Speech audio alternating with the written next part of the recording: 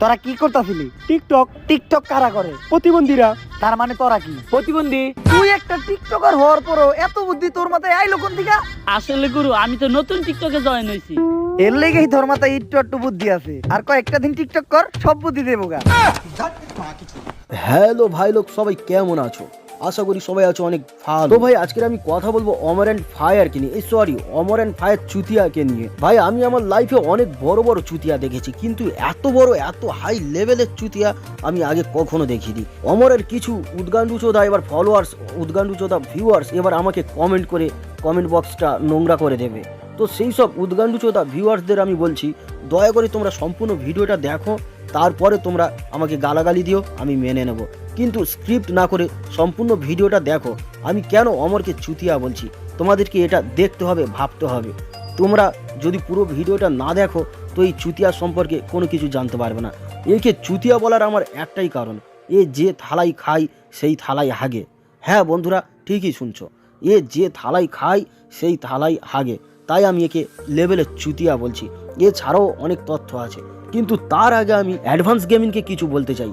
ভাই advance gaming, তুই এত বড় চুতিয়া কবে হলিস? যেখানে অমর্সের জীবন কাহিনী নিয়ে সে একটুও পিছনের কথা ভাবছে না, সে কোথা থেকে উঠে এসছে, সে একজন টিকটকার হয়ে টিকটকারদেরকে অপমান করে, আর তুই কিনা তাকেই সাপোর্ট করিস। তো অ্যাডভান্স গেমিং, তুইও রেডি থাকিস, পরের ভিডিওতে তোকেও চুতিয়া নাম্বার 1 বানাবো, সেটা প্রমাণ সহকারে। তো ভাই চলে যাই মূল টপিকে, অমরের কথা। তার আগে আমি অমরের একটা ছোট ক্লিপ তোমাদেরকে দেখাই। तो चलिए शुरू करते हैं। তোরা এনে কি করতাছ? কেন টিকটক ভিডিও বানাইতেছি? দেহত নাই ওই বোর্ডে কি লেখা? প্রতিবন্ধী প্রবেশ নিষেধ। তাইলে তোরা এনে ঢুকছস কে? আমরা কি প্রতিবন্ধী নাকি? তোরা কি করতাছিলি? টিকটক। টিকটক কারা করে? প্রতিবন্ধীরা। তার হ্যাঁ রে পাগলা চোদা, যারা টিকটক করে তারা তো সবাই প্রতিবন্ধী। তোর গাড়ে হুঁশ নেই যে তুই এই জায়গায় এই পজিশনে কিভাবে এসেছিস? তুইও টিকটকে এইরকম প্রতিবন্ধী এরকম পাগলা চোদা উদ্গান্ডু চোদার মতো ভুলভাল বকে তবে এই জায়গায় এসেছিস, এটা তুই ভুলে গেছিস। অমর যে এত বড় বেইমান, এত বড় চুতিয়া হতে পারে, এটা আমরা আগে কখনো ভাবিনি। তোমরা কিভাবে এই মালটাকে সাপোর্ট করো যে তার নিজের আগেকার দিনে সব কথা ভুলে যায়? অনেক অনেক লাখ লাখ ছেলের, যারা লাখ লাখ মানুষ যারা অমরকে থেকে ইন্সপায়ার হয়, যারা এইরকমভাবে ফার্স্টে টিকটকে এইরকম কিছু কাজ করতে চাই, তারপর একটু পরিচিত পেলে ইউটিউবে এসে কিছু টাকা উপার্জন করতে চাই। কিন্তু এই চুতিয়ার বাচ্চা এতটাই হাই লেভেলের পাগলা চোদা, এতটাই হিংসা এর মনে, যারা টিকটক করে ইউটিউবার হতে চাইছে, যারা টিকটক করে নিজের ফেস ভ্যালুটাকে একটু বাড়িয়ে যারা ইউটিউবে কন্টেন্ট ক্রিয়েটর হতে চাইছে, এ কিনা তাদেরকে ডিমোটিভেট করছে। তারা যাতে কোনো রকমভাবে কোনো জায়গায় প্রতিষ্ঠিত না হতে পারে, তারা ডিমোটিভেট হয়ে যাতে কোনো না টিকটকার হতে পারে, তারা টিকটকে তাদের ফেস ভ্যালু যাতে না বাড়াতে পারে, তারা যাতে কোনো রকম কোনো ইউটিউবার না হতে পারে, তার জন্য যা যা কিছু প্রয়োজন এ সব কিছু করছে। আরে বোকাচোদা, তুই তোর নিজের আগেকার দিনের কথাটা ভুলে গেলিস? যেই থালা তোর খাওয়ালো, মানে টিকটক তোকে এত ফেস ভ্যালু দিল, আর তুই কিনা শেষে সেই টিকটককে অপমান করছিস। মানে ওই যে বলে না, উপকারের কথা সবাই ভুলে যায়। অমর আজ লাখ লাখ টাকা ইনকাম করছে, তার মিলিয়ন মিলিয়ন তার সাবস্ক্রাইবার আছে, সে লাখ লাখ টাকা ইনকাম করে, তাই সে সব কিছু টিকটকের সব উপকারের, টিকটকের প্রতিদানের কথা সে ভুলে গেছে। তো অমর, তোকে একটা কথা বলি শোন ভাই, তুই যত বড় সেলিব্রিটি হোস না কেন, তোর মনটা কিন্তু মোটেও সেলিব্রিটি নয়, তোর মনটা অনেকটাই চুতিয়ার নাম্বার 1। এখনও সময় আছে, নিজেকে শুধরে ফেল। টিকটক নিয়ে উল্টোপাল্টা ভিডিও বানাস না। টিকটকটা খারাপ জায়গা, এটা আমরা সবাই জানি। টিকটক যে যারা করে তারা যে খুব একটা ভালো মানুষই হয় না, এটাও আমরা জানি। যেমন দেখ না, তোর থেকে এটা প্রমাণ পাওয়া যায়, তুই টিকটক থেকে উতরে এসেছিস, তোর মনটা কেমন হয়েছে? এবার যদি আপনারা আমাকে অন্য আমাকে ভোট দিয়ে জিতিয়ে দেন, তাহলে কিন্তু মেয়ে টিকটকারদের অনেক উন্নতি হবে। আর সর্বপ্রথম আমি যেই কাজটা করব সেটা হলো সবাইকে অনলাইনে কাজের ব্যবস্থা করে দিব। আর আমরা যারা অনলাইনে অশ্লীল মেয়ে টিকটকার গুলো আছি, যারা লাইক আর ভিউর জন্য সবকিছু করতে পারি, তাদের জন্য এই মতে নতুন বিজনেসের ব্যবস্থা করে দিব, যেখানে আপনারা আপনাদের মেধা ব্যবহার করে অডিও কল 500 আর ভিডিও কল 1000 টাকা পর্যন্ত ইনকাম করতে পারবে।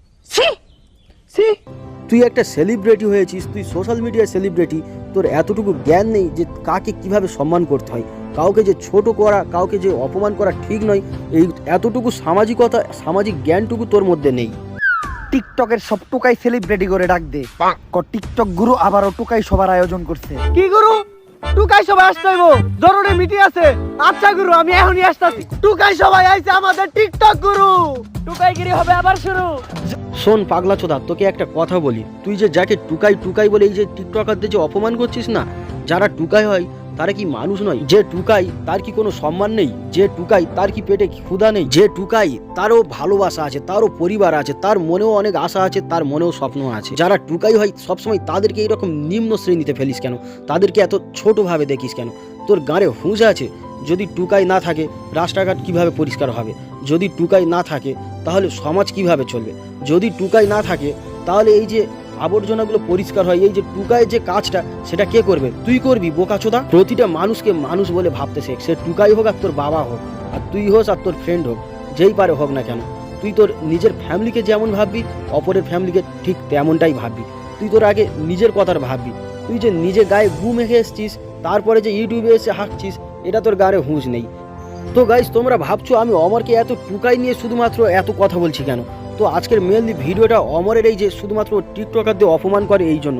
আমি একবারও বলছি না যে যারা টিকটকার হয় তারা অনেক বড় মনের মানুষ হয়, তারা ভালো মানুষ হয়। দেখো ভাই, সব জায়গায় খারাপও আছে, সব জায়গায় ভালোও আছে। এটা ভাবতে হবে যে কে কোন প্ল্যাটফর্ম থেকে কে কিভাবে বিলং করছে।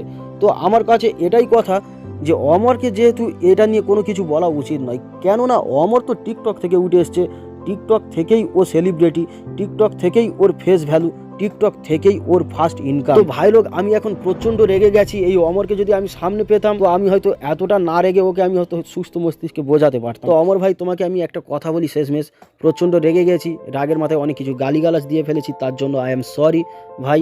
তুমি এরপরে থেকে এমন কিছু কন্টেন্ট নিয়ে এসো যাতে তুমি যাদেরকে অপমান করেছো, যারা তোমার হেটার্স, তারা যেনই তোমাকে ভালোবাসে। এতটুকুই আমার লাস্ট পর্যন্ত বলার। আপাতত এখানে বাই।